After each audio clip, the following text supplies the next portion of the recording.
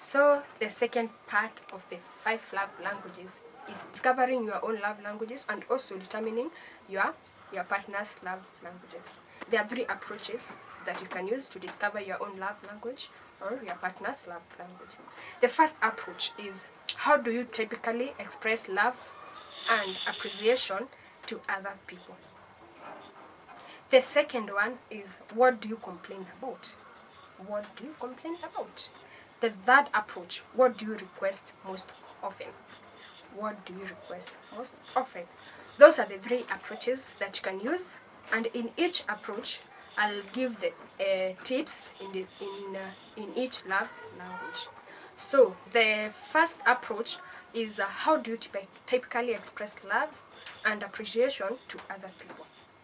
The first tip, if you are always patting people on their back or hugging them, basically that what you are requesting is your language is physical touch.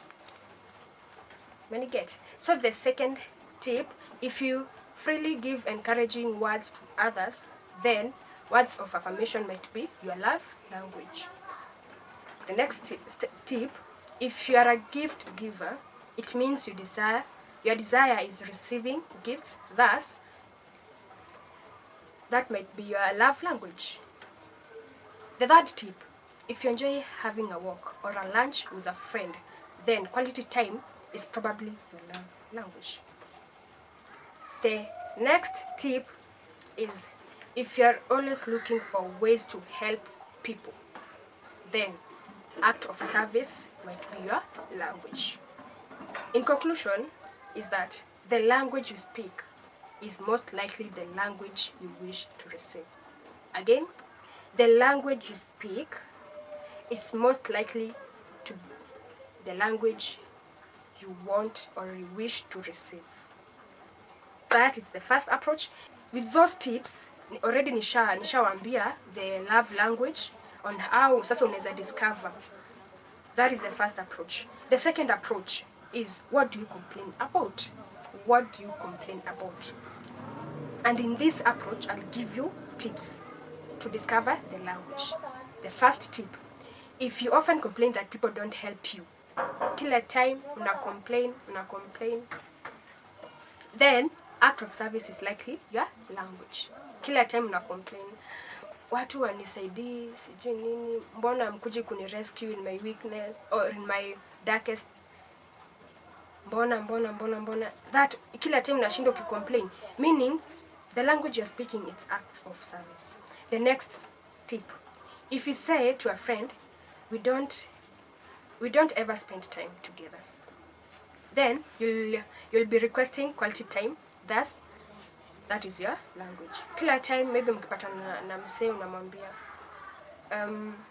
mbona hatuendi lunch leo?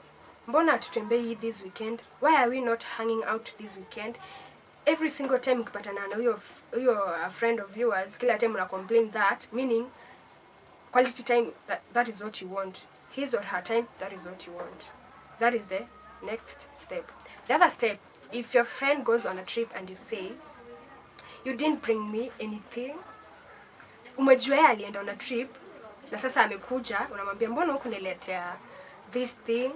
So meaning what you are revealing, that receiving gifts, it's your love language. Sawa? The next tip, if you say, I don't think you will ever touch me if I didn't initiate it. This is where maybe unaambia msee, or maybe you're telling your partner, if singekwambia uni hug or unisalimia in terms of hug, ungenisalimia. Meaning, what you are revealing to that person is that your love language is physical touch. Sawa? Next page.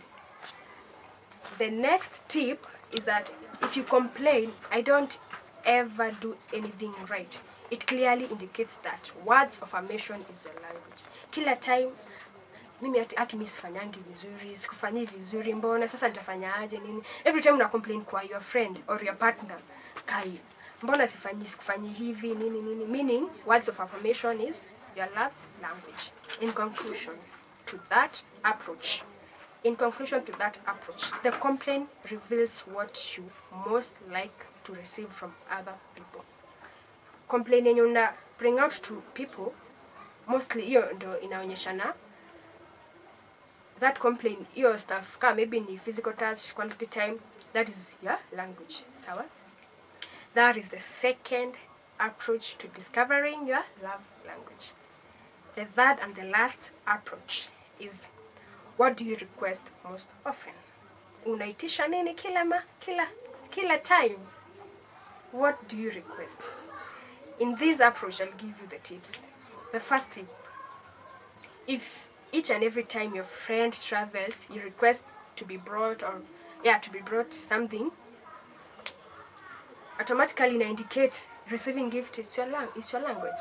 Kila time maybe your partner maybe anaenda ushago, unamwambia hey, ukikuja unilete mandizi, unilete ndoma, unilete, or maybe your friend, wacha nisitumie partner, your friend maybe anaenda ushago, unamwambia tutaniletea mandizi, tutaniletea ndoma, or anything that you get from there.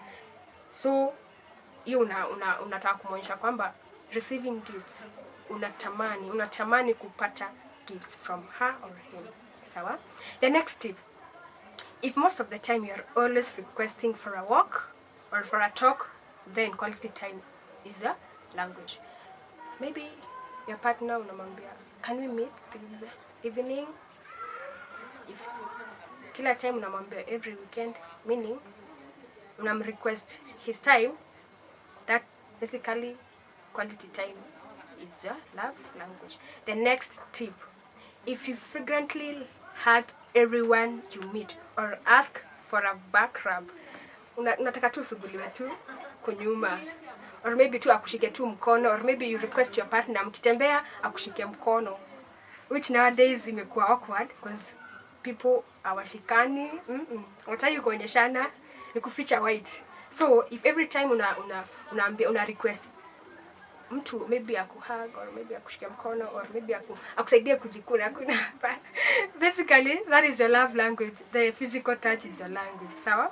The next tip, if you often ask people to do things to help you, una request kila time, or maybe unaambia msee, so ukuje unisaidie kufua, or unisaidie kufanya nini, kuosha vyombo, or anything, una request to them, ama una request to come kufanya nini, to come twende tusaidie this, maybe an old person doing this and this and this.